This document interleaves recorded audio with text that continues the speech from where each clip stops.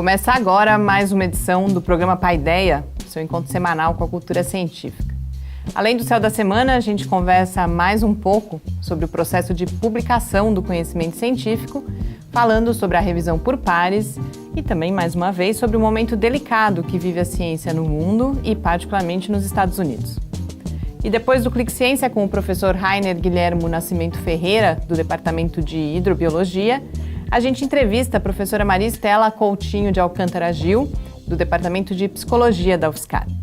Fique com a gente.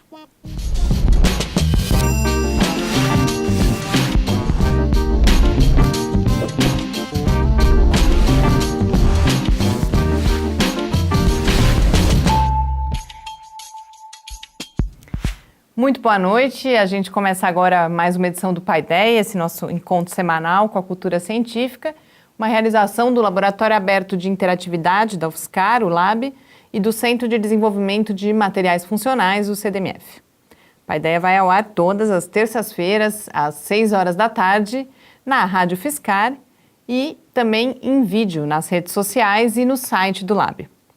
Para apresentar o Paideia, hoje aqui comigo, está de volta em nosso estúdio o professor Adilson, também o Gustavo. Muito boa noite para vocês. Boa noite, Mariana. Boa noite, Gustavo. Boa noite a todos. É sempre bom estar de volta aqui no Paideia. Boa noite, Mariana, Adilson, aos ouvintes, espectadores do Paideia. Vamos lá para mais uma edição. E a gente começa, então, sabendo o que observar no céu da semana nesses dias se a gente aguentar o frio, né? Vamos lá, então, assistir o céu da semana.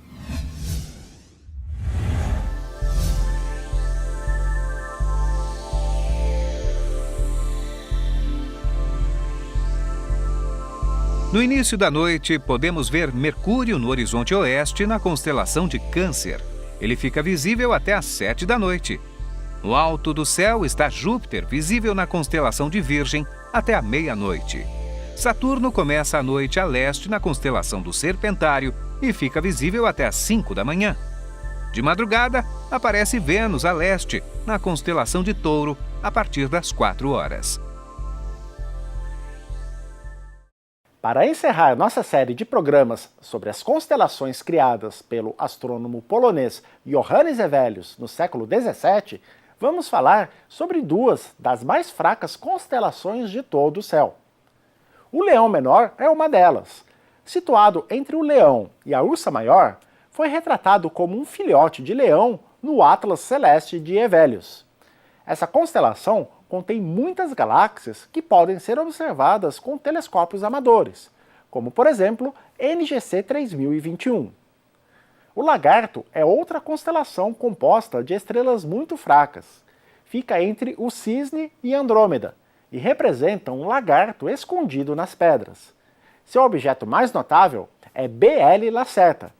Inicialmente identificada como uma estrela variável, BL Lac é, na verdade, uma galáxia com núcleo extremamente ativo. É o protótipo de uma classe de galáxias chamadas blazares, que apresentam ampla variação de brilho e forte emissão em rádio, proveniente de jatos de matéria a velocidades relativísticas. Hevelius ainda criou mais 3 constelações, que foram descartadas pelos seus colegas astrônomos: o Triângulo Menor, Monte Menalo e o Cão Cérbero. Sua criatividade permanece nas cartas celestes até hoje. Até o próximo programa e céus limpos a todos!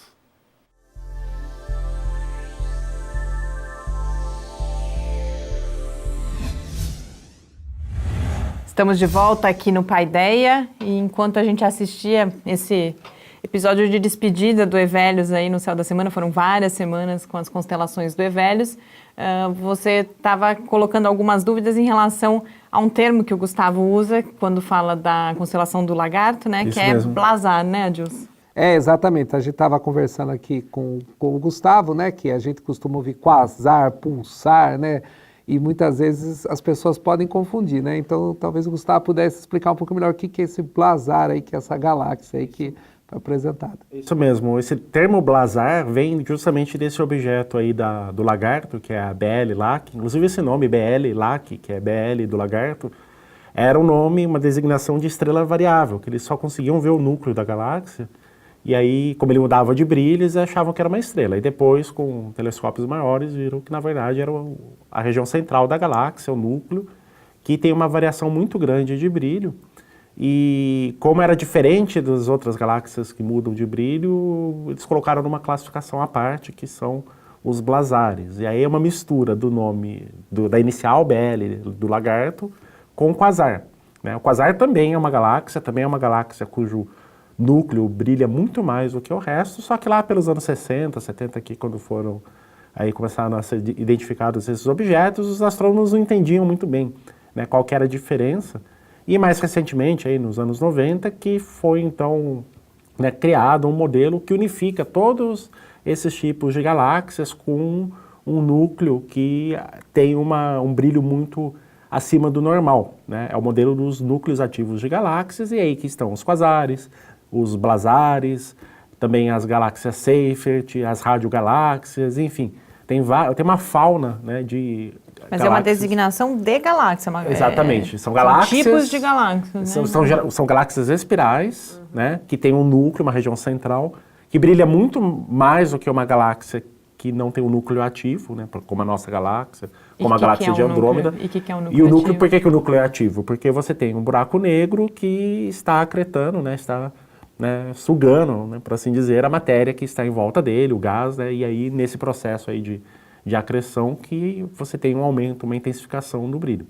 E aí, nesse modelo unificado, o que responde pelas diferentes características de cada um desse subtipo de objeto é a geometria, né? Porque como a galáxia é espiral, às vezes ela pode estar de lado, e aí você só observa, o disco tampa o núcleo, às vezes ele está de frente, aí você olha o núcleo de frente, né? Então, dependendo da geometria, ele aparece, né, ou com muita emissão em rádio, ou com um núcleo extremamente brilhante, ou com as outras características que eram desses objetos aí do passado, né?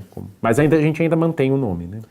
E talvez o que seja bem diferente, que eu acabei de citar, é o pulsar, que são estrelas de nêutrons, né, que é um dos estágios finais. Aí sim nós estamos falando de estrelas, não estamos falando de galáxias, embora os nomes sejam parecidos. Isso, é uma confusão normal, né, pessoal? A pulsar, até radar, o pessoal bota no meio, não sabe a diferença, né? Mas enfim, né? O pulsar, claro, é um objeto totalmente diferente, realmente um objeto estelar, compacto. E essa questão dessas emissões fortes, né, isso também sempre foi marcante nessas observações que vem com esse auge, né, principalmente da radioastronomia, que é uma coisa relativamente recente, né, de uma forma de observação que vai surgir depois da Segunda Guerra, que aí começaram a detectar esses objetos todos aí pelo universo, num primeiro momento. Isso, que até a gente ter a radioastronomia e a astronomia espacial, nós somente observávamos o universo numa faixa muito estreita, que é da luz visível, um pouquinho do infravermelho, né? Quando a gente começou a fazer observações em rádio e depois em raio-x, raio-gama, nossa visão do universo mudou completamente. Então isso foi um avanço fundamental na astronomia, permitiu compreender esses fenômenos aí que eram meio que enigmáticos de uma maneira muito mais completa. E agora a próxima janela serão as ondas gravitacionais, né, que têm sido essas descobertas recentes, também vai permitir observar o universo de outra forma, de outra maneira, que a gente sabe lá o que ainda nós vamos descobrir com isso. Sim, todo instrumento novo, técnica nova, janela nova, né, traz surpresas aí que a gente não consegue imaginar, e eu acrescentaria aí os raios cósmicos, né, que são partículas, né, que é uma outra maneira de você fazer astronomia com partículas, aí, prótons e outros núcleos atômicos que podem chegar aqui, completa aí a nossa visão do universo. E no Céu da Semana, agora que a gente termina essa série de episódios aí com o Evérios, o que nossos espectadores e ouvintes podem aguardar para as próximas semanas? Tá, eu não vou dar muitos spoilers, né, mas o que é interessante é que a gente falou muito do Evérios, que completou aí o Céu do Norte.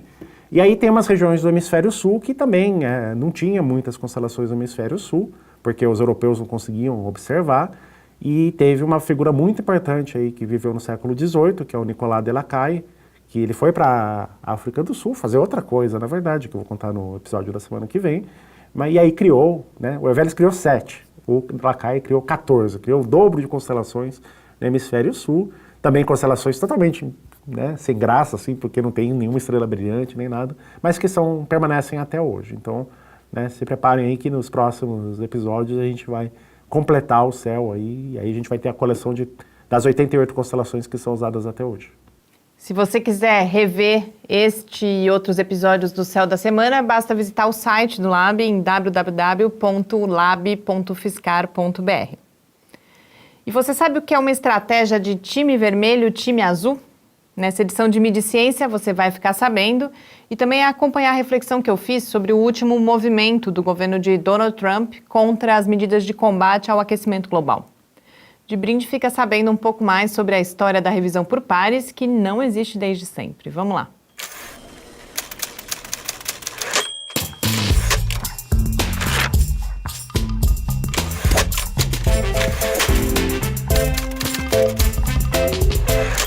Que alguma coisa está fora da ordem não é exatamente novidade. Mas mesmo assim, ainda espanta saber que o dirigente da Agência de Proteção Ambiental dos Estados Unidos, a EPA, comunicou em uma reunião com lobistas da indústria do carvão e aliados a sua mais nova estratégia para questionar as evidências das mudanças climáticas e de suas origens na atividade humana. Proteção ambiental parece não combinar com a indústria do carvão e negação do aquecimento global. Mas tudo isso esteve junto no último dia 29 de junho, quando o dirigente da EPA falou à Coalizão Americana para a Eletricidade a Carvão Limpa sobre a sua estratégia de time vermelho e time azul para a revisão da ciência do clima fora do mecanismo tradicional de revisão por pares que caracteriza a produção do conhecimento científico. O conceito de time vermelho e time azul é inspirado em exercícios militares em que fundamentalmente uma equipe ataca algo, um alvo, que precisa ser defendido pela equipe oponente. A proposta foi feita originalmente em abril pelo físico Stephen Koonin.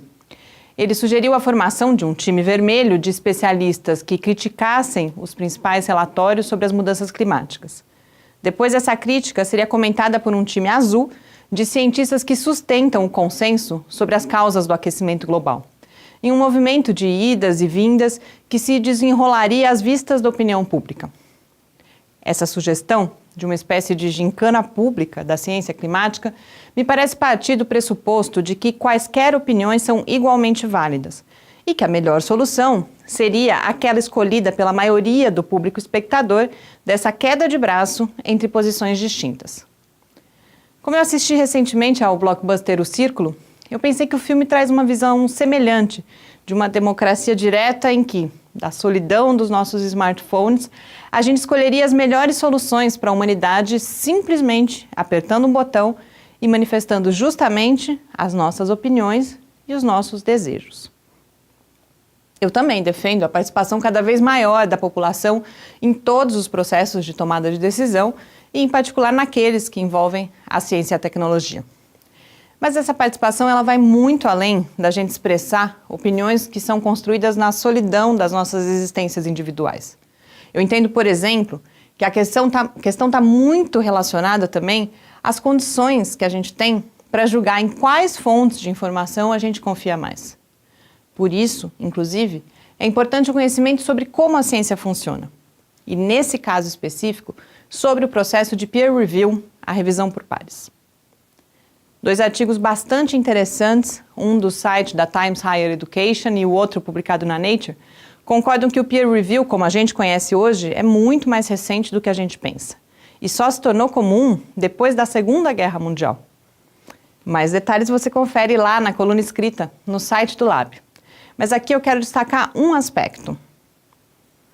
É a Nature que traz uma observação muito importante para a gente pensar sobre o tema nesse nosso contexto, registrando que momentos cruciais na história da revisão por pares aconteceram justamente quando o status público da ciência estava sendo renegociado. Sem dúvida, é um desses momentos que a gente vive atualmente. Eu não defendo uma ideia de método científico infalível, inquestionável, ou que apenas a ciência tem direito à voz naqueles debates em que ela tem algo a dizer. Mas o conhecimento científico e a forma como ele é produzido tem dado evidências robustas ao longo de mais de um século dos seus potenciais de compreensão do mundo à nossa volta. Se há falhas em casos específicos, elas devem ser questionadas, mas não com uma brincadeira de criança. Ou a gente vai agora também criar times vermelhos e azuis para debater se a Terra é redonda, se ela gira ao redor do Sol E se ela é habitada por seres resultantes do processo de evolução? Boas leituras e uma ótima semana de reflexão.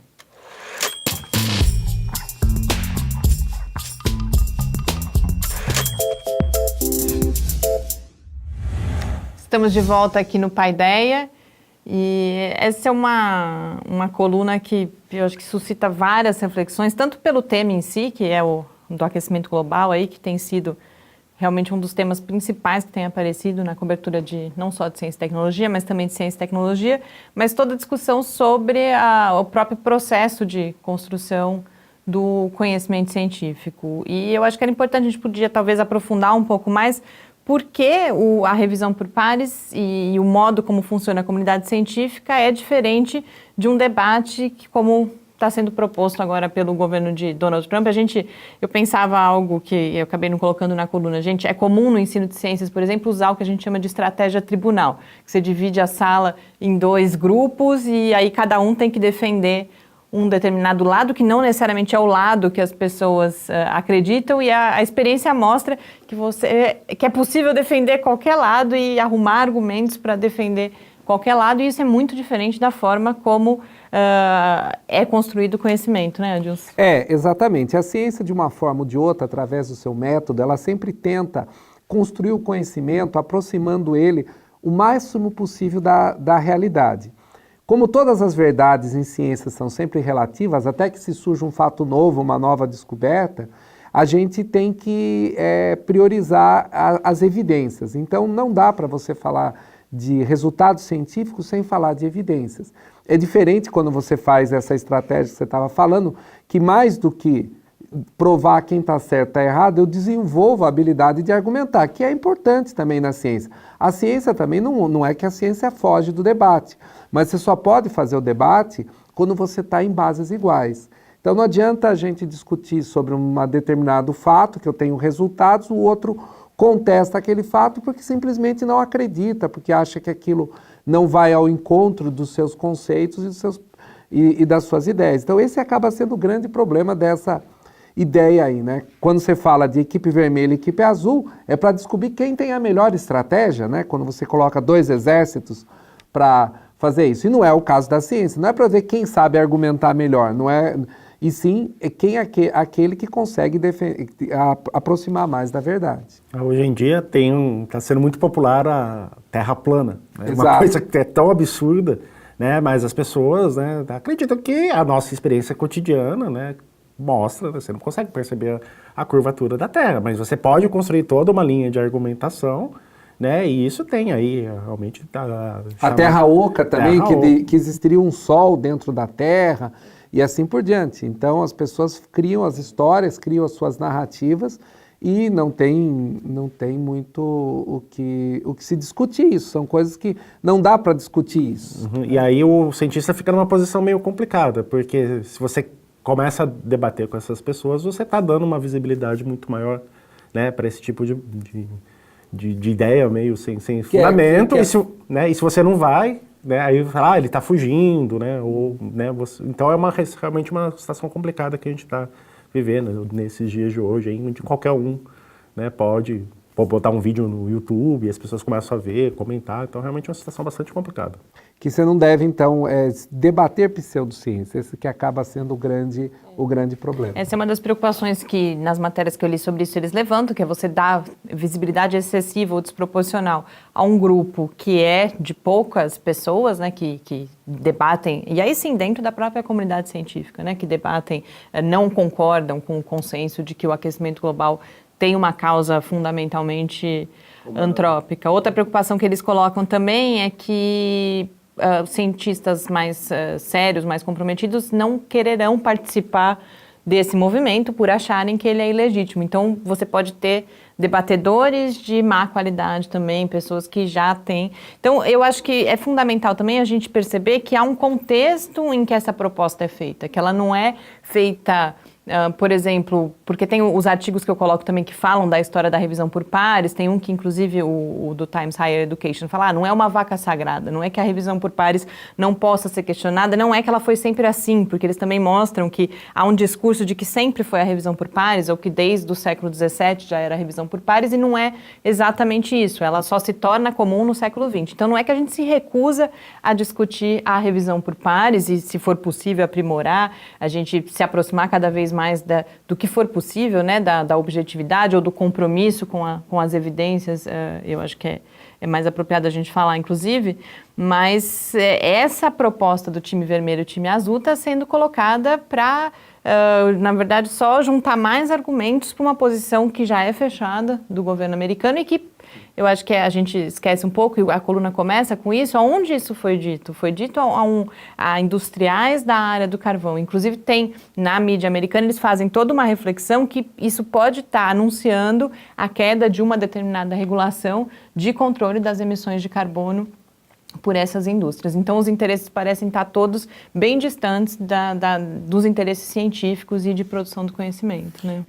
A questão da revisão dos pares, claro que ela não é infalível, vira e mexe, a gente vê artigos que são retirados de revista, embora foram aprovados por pares. Isso falando, por exemplo, artigos como artigos publicados na Nature, né? O famoso caso da homeopatia, por exemplo, né? Que se associava a isso, foi publicado com a memória da água, né? Feita a partir de estudos de ressonância magnética, e depois descobriram que os resultados não eram verdadeiros. Então isso acaba acontecendo com muita frequência. Porque quando você faz a revisão por pares, você só está vendo aquilo que foi escrito, você vai procurar a coerência dos dados e checar aquilo. Um dado fraudado, por exemplo, ou seja, apresentar uma evidência que não é real, ela pode muito bem passar pelos revisores, os pares que fazem a revisão.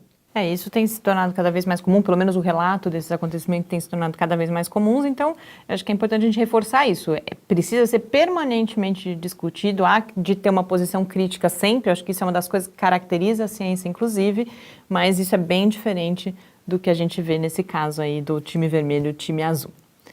E para encerrar agora esse primeiro bloco do programa, a gente vai conhecer no Clique Ciência as pesquisas do professor Rainer Guilhermo Nascimento Ferreira, do Departamento de Hidrobiologia da UFSCar.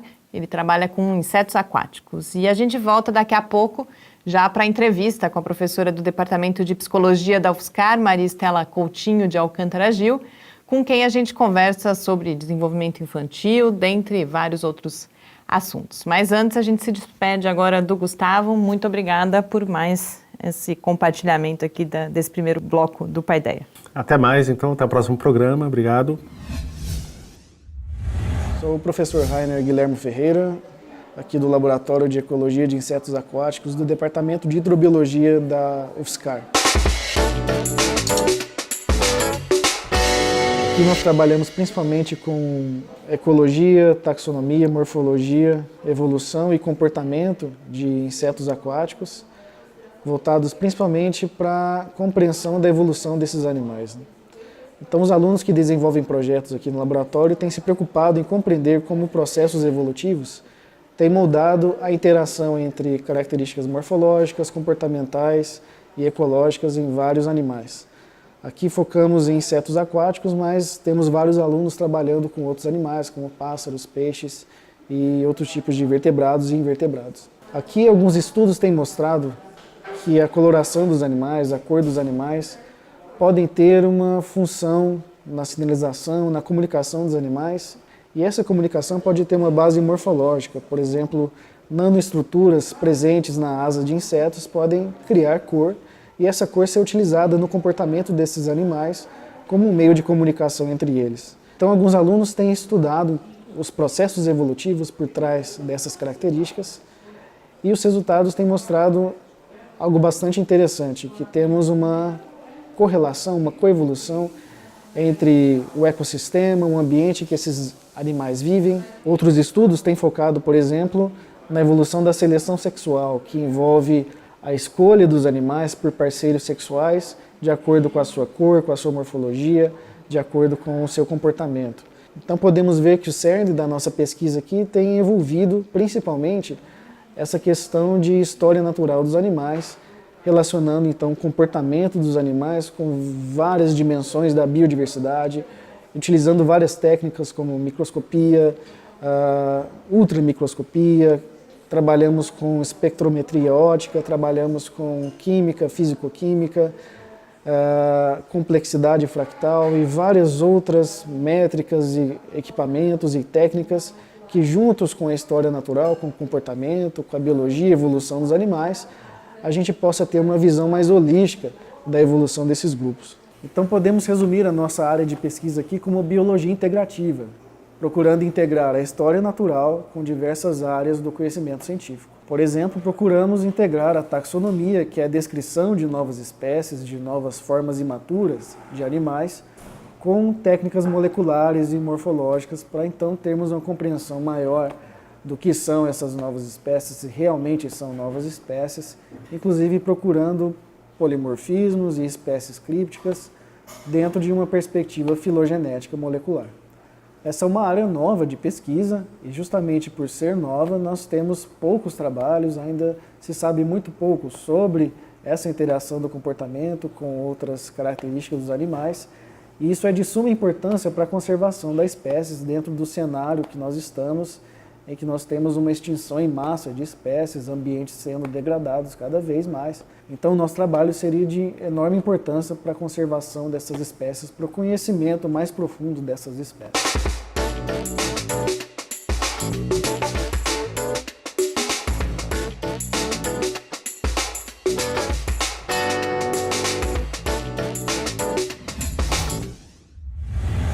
Estamos de volta aqui no Paideia, já com a presença da professora Maristela Coutinho de Alcântara Gil, que é docente do Departamento de Psicologia da UFSCar, é credenciada junto aos programas de pós-graduação em Psicologia e em Educação Especial aqui da UFSCar, coordena o Laboratório de Interação Social e, durante o período de 2004 a 2008, foi vice-reitora e depois reitora da UFSCar.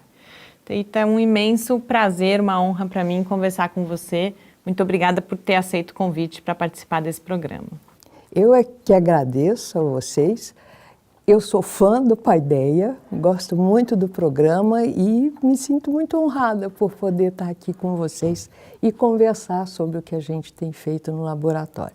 Agradeço ao Adilson, Mariana, o pessoal todo do estúdio, essa oportunidade. Então, eu queria começar com uma questão mais geral que caracteriza não só o trabalho que você veio fazendo aí ao longo da sua carreira, mas a própria área de psicologia, o curso de psicologia aqui na UFSCar, que é esse compromisso, esse vínculo com a ideia de indissociabilidade entre ensino, pesquisa e extensão. Então, eu queria que você descrevesse um pouco essa história, o que é essa indissociabilidade e também por que ela é importante. Por que você avalia que é importante trabalhar colocando esse vínculo, né, entre ensino, pesquisa e extensão? Essa ideia da indissociabilidade, essa forma de pensar o trabalho acadêmico é muito cara sempre, né? E ela fundamentou pelo papel que ela tem na UFSCar e pelo fato dela ter sido regulamentada na UFSCar como uma das possibilidades, mas a mais desejável de integrar ensino, pesquisa e extensão. Ela fez parte da concepção do curso de psicologia. O curso de psicologia foi criado de graduação, especificamente, com dois eixos principais, o eixo da pesquisa e o eixo da atuação, para a formação de um futuro psicólogo que não só fosse capaz de trabalhar com as pessoas, mas que fosse capaz de fazer perguntas de pesquisa sobre as questões do seu trabalho e produzir conhecimento científico sobre a atuação e sobre os fundamentos da sua atuação, processos básicos diversos do que faz o que são as pessoas, né? Como as pessoas se comportam, como as pessoas pensam. Então, esta ideia de indissociabilidade teve presente desde a origem do curso.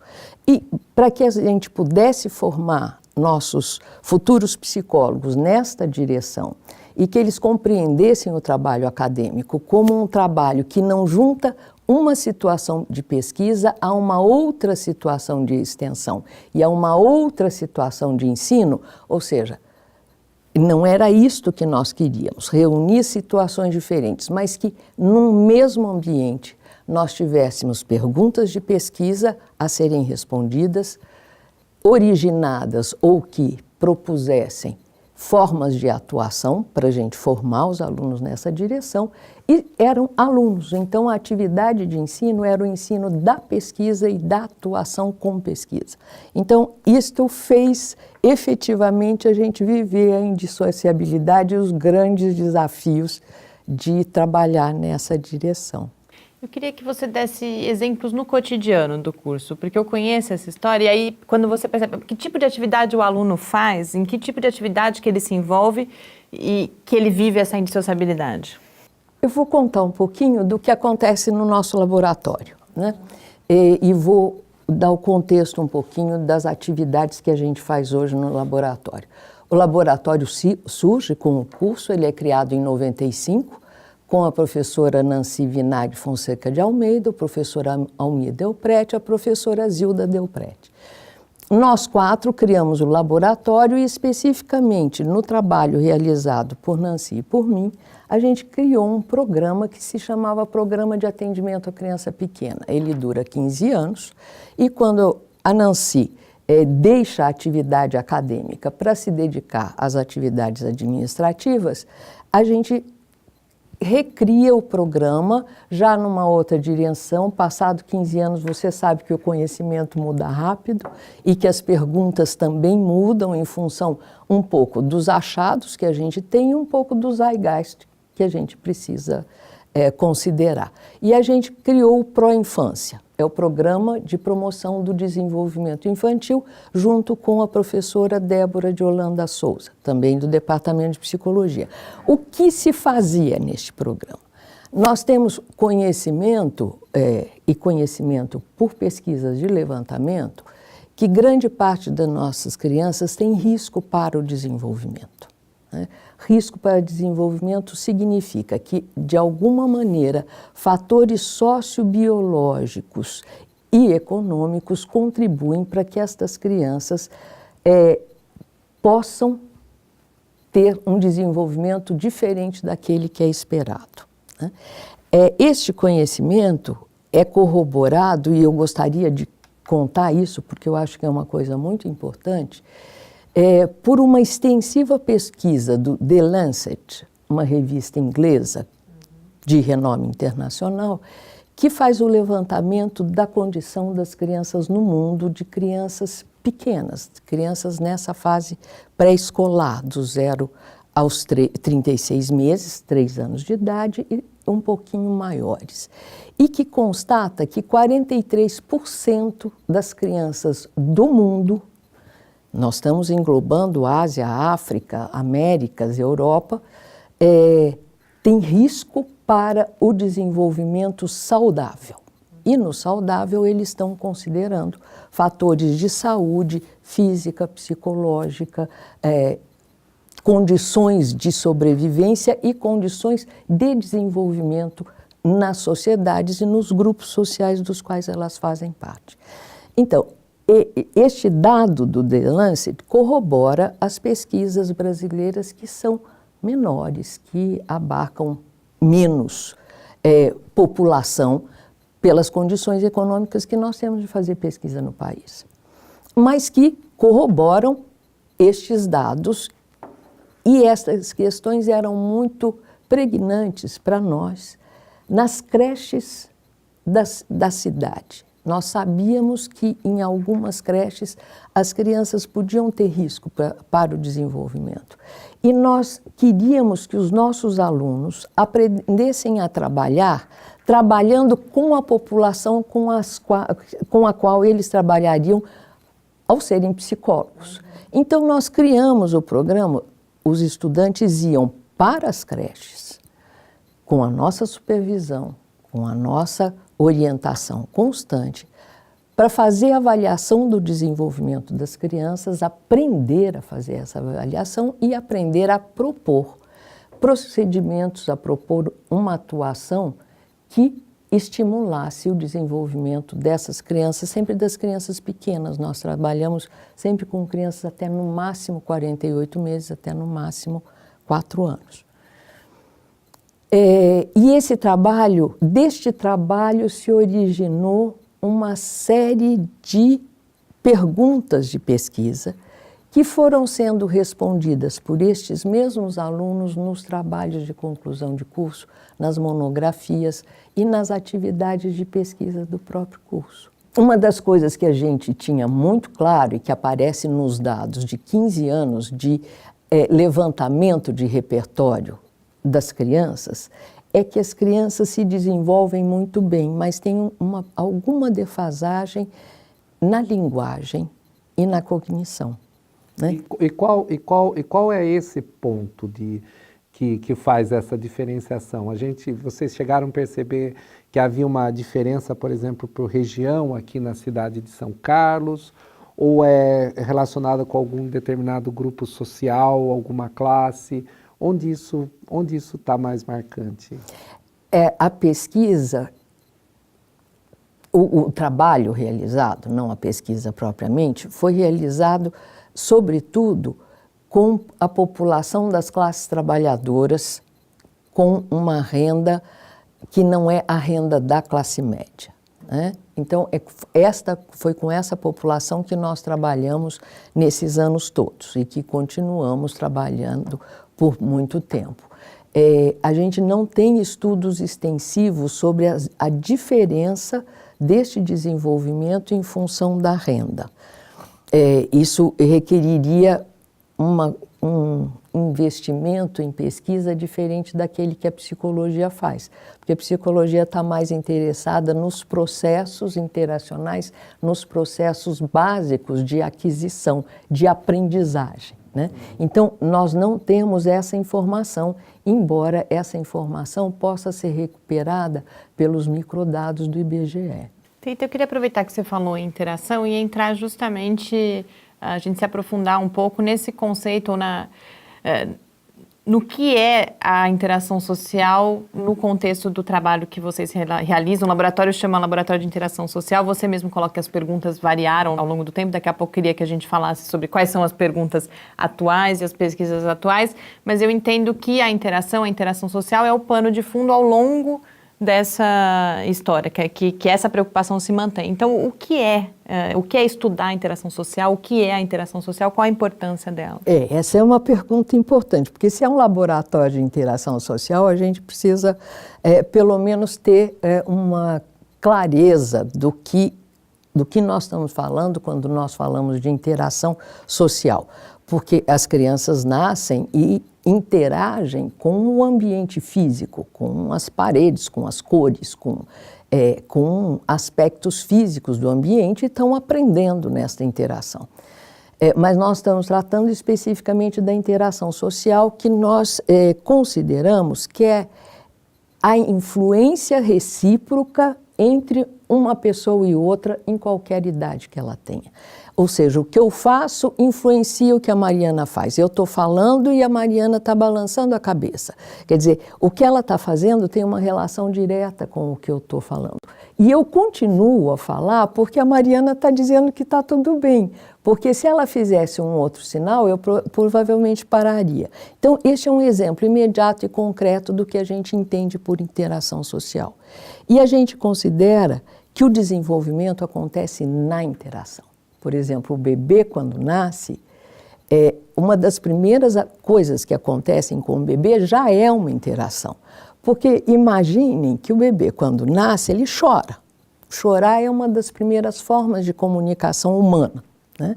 Quando ele chora, o médico faz uma determinada coisa. Quer dizer, o choro do bebê influencia a decisão do médico de fazer alguma coisa. Se o bebê não chorar, o médico faz outra coisa. Então, é aquilo que o bebê faz que sinaliza para o médico o que ele vai fazer. E a ação do médico tem uma influência grande sobre o que acontece com o bebê. Atualmente, na compreensão contemporânea das condições interessantes de nascimento, está o fato do bebê ser colocado sobre o peito da mãe. isto significa que existe uma interação desde o momento do nascimento. Então, esta afirmação de que a interação existe desde que a criança nasce é uma afirmação que tem pesquisas que são estudadas já, por exemplo, Adilson, que é de um grupo francês muito interessante, que mostra que o bebê, com menos de 12 horas de nascido, reconhece o som da voz da mãe. Então, você tem um refinamento nas pesquisas e na tecnologia de pesquisa com criança muito pequena que já vai mostrando que a interação está presente e é fator que constitui, né, é o fator de base do desenvolvimento. É na interação que a criança se desenvolve. Então, nesse sentido aí da interação, é muito comum a gente ouvir assim das pessoas que as crianças parecem que são mais espertas hoje, né? Algumas, justamente, você vê lá crianças com 1, 2 anos de idade, com alguma serem mais ativas em alguns momentos. Justamente algumas pessoas associam isso que talvez desde pequenas, elas logo nesses primeiros meses, já são expostas a muitas coisas, né? Antes a gente sempre falava da questão da televisão, que sempre funcionou muito como babá eletrônica por um tempo, e hoje essas interações, né? Se a gente vê crianças com 2 anos de idade, passa o dedinho na revista pensando que é um tablet ou coisas isso. E essa coisa hoje está tão disseminada que a gente atinge quase todas as classes, né? Então, quase todo mundo tem um celular, um smartphone, hoje é uma coisa que quase todo mundo tem isso. E o que reflexo a gente pode esperar disso, né? O que a gente pode esperar, né? Essa coisa que todo mundo fica achando que a criança, que bonitinha, ela já sabe fazer isso, sabe fazer aquilo. O que talvez isso vai refletir num futuro, no desenvolvimento cognitivo dessa criança, etc. Talvez sendo um pouco mais direto. Isso é bom ou ruim para as crianças?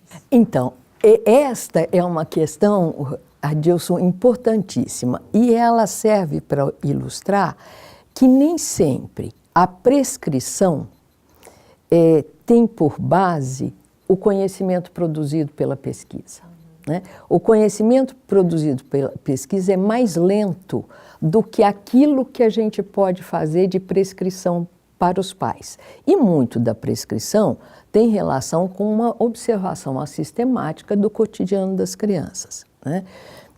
As crianças respondem, né, e influenciam e agem no ambiente que elas têm. Então, a criança de hoje, pensando na criança que fomos nós, que os nossos avós, nasciam em quartos eram protegidas do barulho, do excesso de iluminação, enroladinhas num pano. Algumas pesquisas mostram que, independentemente de você ser enroladinho, você tem janelas, o que a gente chama de janelas do desenvolvimento, em que o desenvolvimento acontece. Você não estando enroladinho, naquele período ele vai andar, vai se mexer como todo mundo. Do mesmo modo, em outras condições de desenvolvimento. Mas, voltando à questão do acesso às mídias, né, muito precoce, a gente tem que as crianças, de fato, têm características muito diferentes do que as crianças tinham há 30 anos atrás, a gente não precisa ir tão longe, né? Agora, há a suposição, e é uma suposição fundada na observação de médicos, psicólogos, de pessoas que trabalham com as crianças, de que a estimulação precoce a este tipo de mídia não é a melhor coisa que pode acontecer à criança, que é preciso esperar algum tempo. Mas a gente vai ter pesquisas com resultados consistentes, replicadas e com um mínimo de segurança de afirmação daqui a alguns anos. Porque daqui a alguns anos a gente vai saber o que aconteceu com essas crianças, né? Então, agora é muito evidente como é a mudança. A nossa impressão é que as crianças muito pequenininhas já acham que cada uma nasce com um tablet de um lado e o celular do outro, porque elas com 1 ano, antes disso, estão usando, né? E elas aprendem muito rapidamente, Adilson, por um processo que a gente conhece na psicologia. A consequência imediata da ação da criança tem um papel muito grande no que ela faz no futuro. Então, o que acontece hoje, de alguma forma, orienta, condiciona o que ela fará no futuro. Então, são processos básicos de aquisição de comportamento que a psicologia vem estudando desde o início do século passado, anos 20, 30, e que mostra que esta consequência é muito pregnante no que a criança aprende. Você não tem nada mais imediato do que tocar uma figurinha numa tela, seja qual o tablet, o celular, o monitor do computador, e a figurinha se mexer. Então, a ação da criança sobre o ambiente, o fato de que ela põe o dedinho na figura do bonequinho, faz o bonequinho mexer. Então, esta consequência imediata, nenhum outro brinquedo dá com tanta visibilidade para nós, né? Então, isto fica muito claro que a criança, e como a criança quer fazer um mundo se mover, né? A criança, isto os nossos autores da psicologia já afirmavam há muito tempo, Piaget, Skinner, Vygotsky, uma das coisas que a criança, que é prazerosa, que é importante, é que a criança age e o mundo muda, não é? Ela engatinha e a distância entre a parede e ela diminui, é físico. Ela vai e pega a poeirinha no canto e a poeirinha vai para o dedo dela. Quer dizer, então, uma série, a gente está descrevendo interações com o mundo físico. Essas consequências, as consequências imediatas, as consequências que no início são constantes, elas vão sendo mais espaçadas. Não é toda vez que a figurinha mexe. Algumas vezes a figurinha mexe, mas ela tem que pôr o dedo em outra figurinha para ela se mexer.